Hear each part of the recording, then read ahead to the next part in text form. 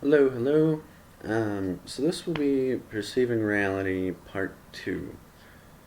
Part 1, if you haven't seen it yet, should be linked up here, assuming I can figure this YouTube thing out. Part 1 was concerning belief versus truth. In particular, the difference between a belief and a truth, in that a belief is what I think I know, and the truth is how it actually is. So, the question comes up then, what is knowledge? In the last video I used an example of a door. And basically, it's a door you come across, and the door says push, written on it in big, easy to see letters. And you walk by and you read the word push. And you say in your mind, okay, this is a push door, and I need to go through this door for whatever reason. It's a push door. Well, okay. You walk up and you push on the door.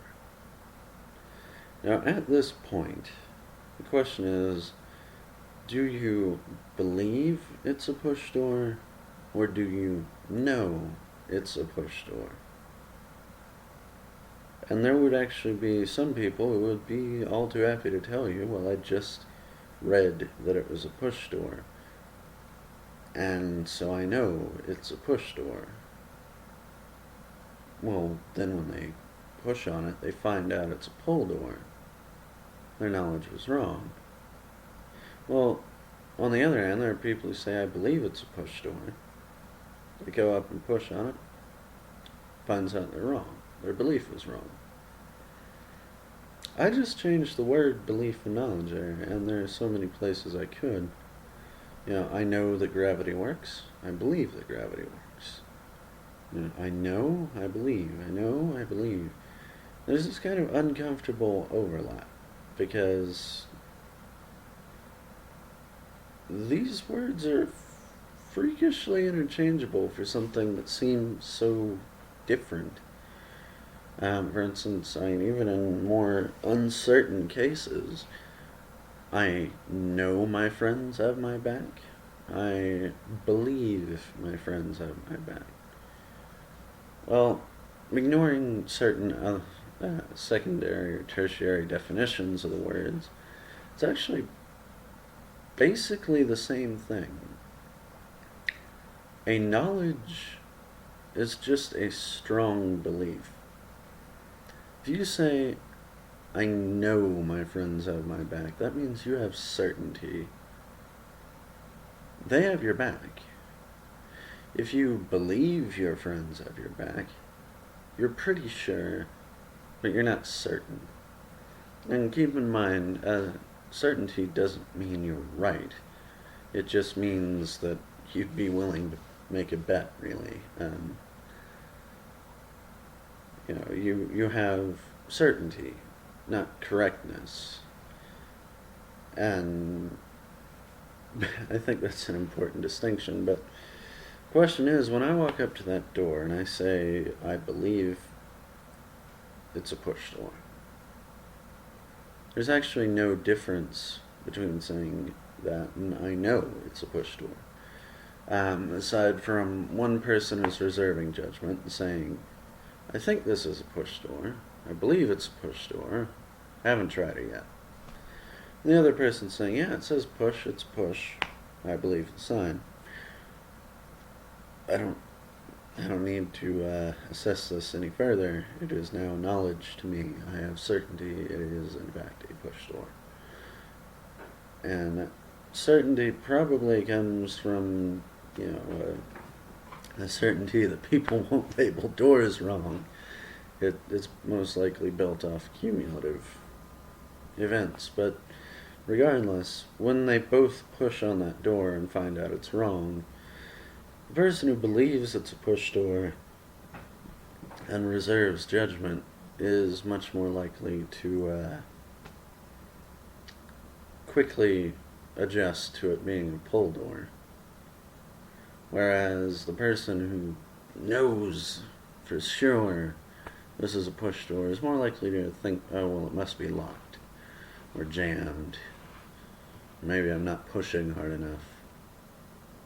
And pulling will be closer to the last thing they do, because they know it's a push door. They have certainty it was labeled correctly. But, well, that's kind of the difference, and that's really the whole difference. Knowledge ends up just being a belief you hold strongly, because it doesn't necessarily reflect the truth. If you know that's a push door, you have knowledge of that being a push door, it doesn't matter if it is a push door. The truth of the thing does not affect whether or not you have knowledge of it.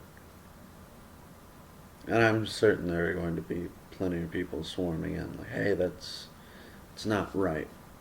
But actually that definition works a bit better than anything I've seen proposed, because, well, gravity, for instance.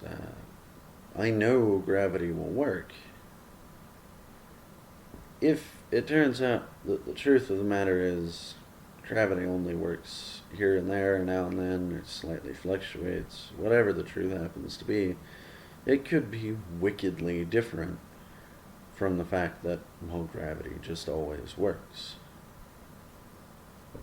That's an unlikely case, but, you could actually say that a bit more strongly. Some scientists know that gravity is a magnetic attraction between large objects. That could turn out to be completely incorrect and not at all how gravity works.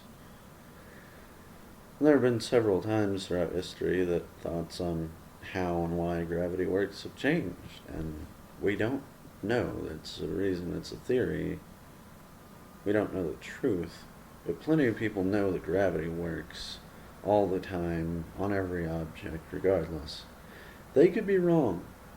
The truth could be different. And yet, I would still call that knowledge, because they believe very strongly. They know it works. And knowledge can be adjusted from time to time, certainly, but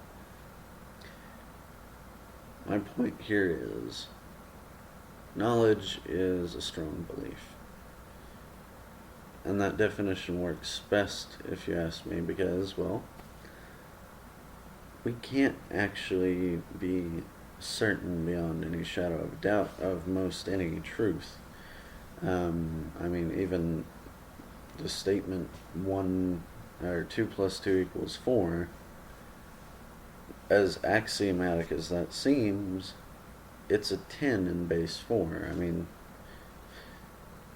Things can happen that flip perception, and knowledge is perceived. Now, to preemptively respond to this, most people are going to say, well, knowledge has evidence. You have to have evidence for knowledge. And I actually think that depends on the individual. I prefer to have evidence of my knowledge, because evidence is much harder to revoke than just reading a sign somewhere. I realized that the sign itself was tertiary evidence. But direct, sense-based interaction evidence is the strongest form of certainty that humans have. The most certainty I can ever have with that door as to whether it's a push or a pull is to personally push and pull on that door. And the more time I spend investigating it, pushing on it, pulling on it, looking at it, the more time I spend observing it with my own senses, the closer and closer to the truth of the matter I will get. But I could have heard from a guy walking by, hey, that door is labeled wrong, Could have read it in a newspaper. Could have heard it from a guy who heard it from his uncle, who heard it from his friend at work. The more directly you interact with something, the harder it is to discredit that belief, that knowledge, as it were, because it becomes stronger and stronger with time and interaction. You know, for instance, I know gravity works. Well, how do you just know gravity works? Well, I don't. When I was born, no one had hardwired the fact that gravity works into my brain. I didn't understand it, but things kept falling down whenever I knocked them off of edges and such. As I grew, things kept doing that. Things continue to do that. Mouse, drop it. It fell. Imagine that. That makes my belief in gravity that much stronger. It makes it that much more of a knowledge than a belief, because I've interacted with it so frequently and so directly. I would be utterly baffled if someone showed me an object that just floated in midair, just was not affected by gravity. And, you know, that's because I have so much interaction. To call that knowledge, in the sense that, well, it's true, is a bit pretentious, really, because, well, it's the best working model we have, sure. It seems pretty true. I've interacted with it thousands of times. It's still guessing. Anyway, I've got to get going. Hopefully this has been fairly clear. I'll see you guys later.